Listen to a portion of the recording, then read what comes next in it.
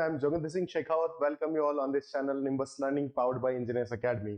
तो जैसा कि इस समय सभी के दिमाग में एक ही प्रश्न चल रहा है कि आरएसबी जेई या फिर आरआरबी जेई। बिल्कुल, एक स्टेट की बड़ी वैकेंसी है और एक सेंट्रल आपके ड्रीम जॉब यानी कि रेलवे की जेई की वैकेंसी। दोनों ही एग्जाम सामने आ गए हैं, दोनों ही वैकेंसी सामने है।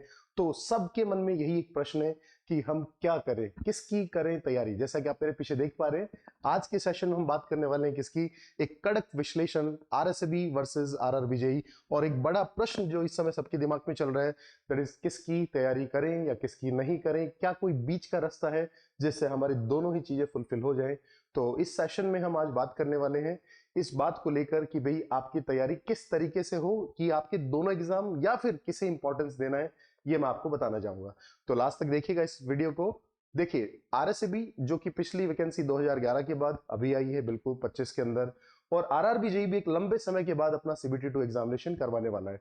तो इस समय हमारे सामने एक दुविधा जरूर है कि हम किस पर फोकस करें और किस पर नहीं करें।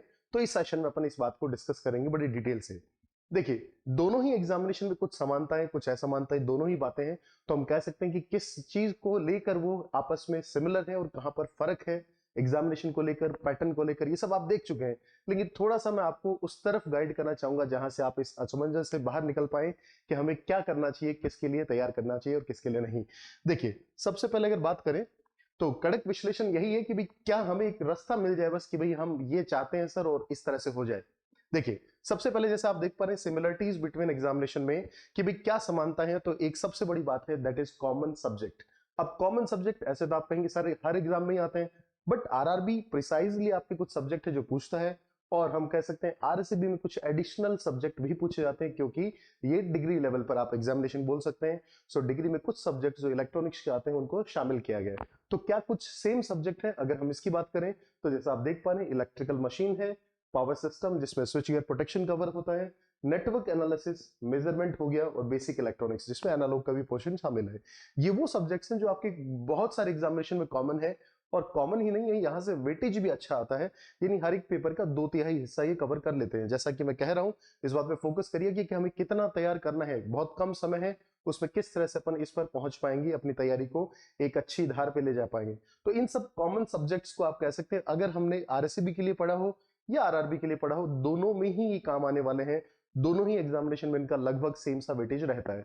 तो ये इंपॉर्टेंट सब्जेक्ट आप जानते हैं, इलेक्ट्रिकल मशीन हो गया, पावर सिस्टम, नेटवर्क, ये तीन तो है ही है, और इसके अलावा मैंने दो और शामिल किए हैं, दैट इज मेजरमेंट और बेसिक आपका इलेक्ट्रॉनिक्स। तो आप सब सब इनके पीवाईक्यूज वगैरह कर भी रहे होंगे, और दोनों ही एग्जामिनेशन में इनके क्वेश्चन भी सिमिलर अप्रोच के आते हैं। ऐसा भी नहीं है कि बहुत टफ या बहुत इजी क्वेश्चन, मॉडरेट से अपने देखने वाले हैं, और आगे हम लेंगे इस वीडियो में सेशन में भी कि भाई किस तरह के क्वेश्चंस पूछे जा रहे हैं।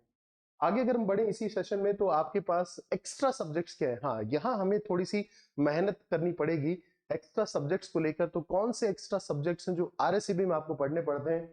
पावर इलेक्ट्रॉनिक्स हो गया, कंट्रोल सिस्टम है, डिजिटल इलेक्ट्रॉनिक्स और ईएमएफटी। इनमें भी अगर मैं कहूं तो ज्यादा फोकस अगर आपको करना चाहिए तो किस पे ज्यादा फोकस मैं आपको कहूंगा कि आप करें किस पे, कंट्रोल सिस्टम पे, और दूसरा आप कह सकते हैं पावर इलेक्ट्रॉनिक्स पे, क्योंकि इनके क्वेश्चंस आने की पॉसिबिलिटी ज्यादा है। कंट्रोल तो पिछली बार भी पूछा गया था, अच्छे वेटेज पे आया था, 5 से 6 क्वेश्चन मिले थे। तो आप कह सकते हैं कंट्रोल के क्वेश्चंस आपको पेपर में पक्का देखने को मिलेंगे। स्टेट जेईई के एग्जामिनेशन में ये जरूर पूछा जाता है। डिजिटल पिछली बार शायद कुछ कम क्वेश्चन रहे, बट ईएमएफटी और मटेरियल साइंस के क्वेश्चन भी आपको मिल जाते हैं, दो तीन क्वेश्चन। तो ये वो एक्स्ट्रा सब्जेक्ट्स हैं जो आपको कवर करने पड़ेंगे अगर हम स्पेसिफिकली किसके लिए जा रहे हैं, आरएसबी जेईई के लिए। तो यहाँ हमारा एक्स्ट्रा एफर्ट काउंट होगा, ध्यान से सुनिएगा मेरी बात। अब अगर हम कहें कि भाई अगर ये सब एक्स्ट्रा सब्जेक्ट हैं, तो फिर क्या लेवल क्या रहता है, क्वेश्चंस का कैसा लेवल रहता है? अगर इसमें हम बात करें कि क्वेश्चन का लेवल टफ, इजी, मॉडरेट, अगर मैं कैटेगरी वाइज बात करूं, अगर आप पिछली वैकेंसीज को देखें जो दिसंबर में आपका पेपर हुआ था 2011 में, इस निम्बस लर्निंग की यूट्यूब चैनल पर आपको उस पेपर का उस समय जो मेमोरी बेस्ड सॉल्यूशन था वो भी मिल जाएगा। तो वहां से आप क्वेश्चंस का अंदाजा लगा सकते हैं किस तरह के प्रश्न पूछे गए हैं।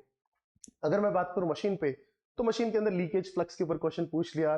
ट्रांसफॉर्मर में अगर कहें तो आपने कहा कोर लॉसेस किस टेस्ट के थ्रू फाइंड आउट किए जाते हैं। इस तरह की वन लाइनर इजी क्वेश्चंस भी हैं, और कुछ अच्छे न्यूमेरिकल भी आए। आप कह सकते हैं फैराडेज लॉ से बढ़िया क्वेश्चंस उन्होंने पूछे, इवन इंडक्शन मोटर के न्यूमेरिकल पूछे गए। इसी तरह से दूसरे सब्जेक्ट पावर सिस्टम में बात करें, तो वहां पर आप कह सकते हैं कि वन लाइनर क्वेश्चन ज्यादा थे। मेमोरी अप्रोच पे जो क्वेश्चन है वो नहीं थे कि भी एकदम रैंडम क्वेश्चन पूछ ले जैसे बाकी एग्जामिनेशन में आते हैं।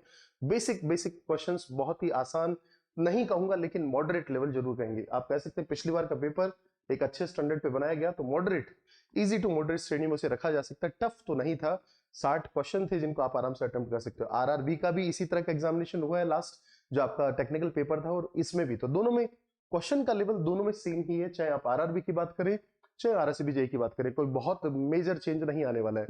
हालांकि पहले इसके पूर्व इतिहास में पीछे ऐसा नहीं रहा है, आरआरसीबी ने काफी बार पेपर बहुत अलग तरह से पूछा है। जैसे कई बार इन्होंने गेट के एग्जामिनेशन के क्वेश्चन डाल दिए थे पहले, फिर ईएससी के क्वेश्चन डाले, फिर नॉन टेक्निकल भी हुआ। लेकिन अब जाके जिस पैटर्न पे चल रहे हैं, तो उसके अकॉर्डिंग हम उम्मीद कर सकते हैं अपने उसी रवे पे रहेंगे, और 60 क्वेश्चन जो उन्होंने कहे 2 मार्क्स के बेसिस पर, उनको ये इजीली अच्छे से अप्रोच कर पाएंगे। और पिछली बार के पेपर को देखते हुए जैसा कि पेपर बना था, उस हिसाब से तो अब भी मैं कहूंगा कि आपका इजी टू मॉडरेट ही रहना चाहिए। बाकी सब प्रेडिक्शन है, आप अच्छे से तैयारी करें, यही हम चाहते हैं। अब अगर बात करें हम कि हम किस पे फोकस करें, भाई इंपॉर्टेंट बात जो क्रक्स है वीडियो का वो यहीं पर है कि हम कहाँ फोकस रखें अपना, जिससे कि हम मैक्सिमम अप्रोच कर पाए, चाहे आरआरबी हो या आरएसबी हो। तो मैं आरएसबी के लिए भी कहूंगा आपको, और आरआरबी जेईई के लिए कहूंगा, दोनों में ही ऑलमोस्ट इन तीनों सब्जेक्ट का जो वेटेज है वो ऑलमोस्ट आप कह सकते हैं 2/3 पोर्शन कवर कर जाता है। बिल्कुल मशीन, पावर सिस्टम और ये। अगर पिछले साल की बात करें तो यहाँ पर मेमोरी बेस बता रहा हूं मैं, 2011 में जब वैकेंसी आई थी उस समय मशीन के 10 से 12 10 क्वेश्चन के आसपास थे मशीन में। वहां पावर सिस्टम के वहां पे 12 क्वेश्चन पूछे गए थे। जितना हमारे पास मेमोरी बेस क्वेश्चन पहुंच पाए उस वीडियो में आप जाके देख सकते हैं, सभी करवाए गए हैं।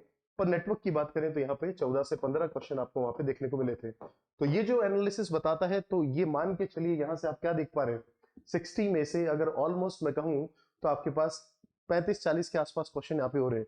तो मैंने जो यहाँ पे आंकड़ा लिखा है, that is 2/3 part of paper, 66% के आसपास ये 3 मेजर सब्जेक्ट हैं जो आप कवर कर सकते हैं। तो जितना समय आपके पास है उसमें हमें ये ध्यान रखना है कि हम वो पढ़ें जहां से मैक्सिमम क्वेश्चन आएंगे।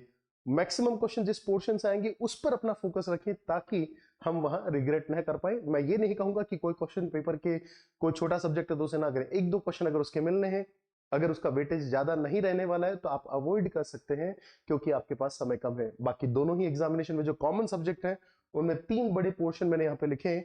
इसका मतलब सीधा सा है, अगर इसके बाद आप तैयार करते हैं तो प्रायोरिटी पे मैं आपको कहूंगा मेजरमेंट के क्वेश्चन अच्छे थे, 7 से 8 क्वेश्चन पूछे गए थे पिछले पेपर में। तो ये सब चीजें, तो 5 जो शुरुआती सब्जेक्ट है वो तो है ही है, उनमें से भी अगर बहुत कम समय रहता है तो मैं आपको कहना चाहूंगा कि इन 3 सब्जेक्ट पर अपना पूरा कोर फोकस रखें, ताकि आप आसानी से इसको कर पाएंगे। ठीक है, तो अगर हम बात करें इस सेशन के बारे में, तो मैंने आपको यहाँ पर बताया कौन से सब्जेक्ट्स आपके लिए आरआरसीबी जेईई के एग्जामिनेशन में इंपॉर्टेंट रहने वाले हैं, और सिमिलरली आरआरबी जेईई में भी वो क्वेश्चन आपसे पूछे जा सकते हैं। तो ये था मेरी तरफ से आपके लिए कड़क विश्लेषण, और आप अपने रिव्यूज जो है कमेंट सेक्शन में डालिएगा। निम्बस लर्निंग पर चैनल पर बने रहिए इसी तरह के इंपॉर्टेंट अपडेट्स के लिए। Thank you so much. If you really like the video, please hit the like button, share the video, subscribe to our YouTube channel and press the bell icon for the latest updates. Thank you.